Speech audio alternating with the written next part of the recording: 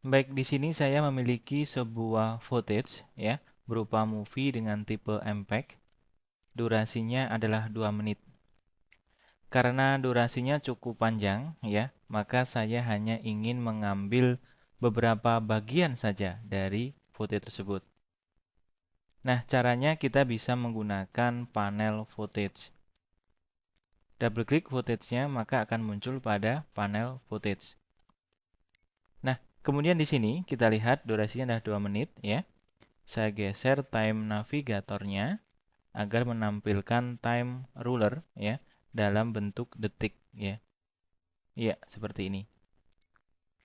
Oke, saya hanya ingin mengambil beberapa bagian dari keseluruhan movie ini. Ya, saya geser time marker ya pada detik kedua. Nah, untuk mengambil beberapa bagian dari keseluruhan jalannya movie ya, langkah pertama kita menentukan set in dan set out. Ini adalah set in, ini adalah set out. Pada detik kedua, ya, saya klik set in. Kemudian saya geser sampai detik ke-6. Ya, jadi saya hanya ingin mengambil beberapa bagian, yaitu dari detik kedua sampai detik ke-6. Kemudian saya tekan set out. Nah, nantinya ya, footage yang masuk hanya di area ini, ya, area set in dan set out. Kemudian untuk memasukkannya ke dalam composition, kita menggunakan kedua tool ini, ya. Ini adalah Ripple Insert Edit dan ini adalah Overlay Edit. Fungsinya sama untuk memasukkan footage yang telah kita set in dan out-nya. Pilih saja salah satu. Iya, seperti ini. Kita lihat keseluruhan dari durasi adalah 4 detik, ya. Oke, kalau tadi kita menggunakan Ripple Insert Edit ya, sekarang kita coba untuk menggunakan Overlay. Di sini saya geser pada posisi detik ke-8. Seperti biasa, ya. Saya klik Set In. Nah, kalau saya membuat Set In dan Set Out lagi, maka ya, settingan in dan out yang sudah kita buat akan hilang, ya. Kemudian saya geser sampai posisi 12. Iya, seperti ini. Kemudian saya pilih Overlay.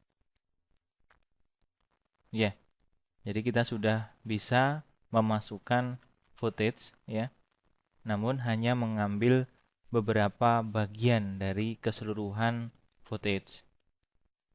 Oke, bisa ya, gampang kok. Nah, kalau kita memasukkan footage dengan menggunakan kedua tool ini, maka posisi awal jatuhnya footage ya sesuai dengan posisi di mana CTI berada. Kalau CTI berada pada detik keempat, maka awal dari footage akan seperti ini. Umpama di sini, maka dia akan seperti ini jatuhnya. Ya, jadi mengikuti di mana posisi dari CTI. Kemudian apa beda dari Ripple Insert Edit dan Overlay? Baik, ini saya hapus saja ya. Kemudian, nah, untuk mengetahui perbedaannya, posisi CTI harus seperti ini, berada di atas dari salah satu layer. Kemudian saya akan memasukkan ya footage yang sudah saya set in dan set out. Saya pendekkan saja. Nah, coba sekarang saya gunakan Ripple ya, seperti ini. Ya, kalau kita menggunakan Ripple ya, ingat tadi posisi dari CTI berada di tengah-tengah ya. Maka ya, dia akan memotong ya bagian dari layar yang sudah ada. Seperti ini. Kemudian hasil potongannya ya, sisanya akan diletakkan di akhir dari footage yang baru saja dimasukkan. Ya, paham ya? Saya undo. Kemudian kalau kita menggunakan overlay, ya, dia masuk begitu saja tanpa mengganggu temannya yang di sini.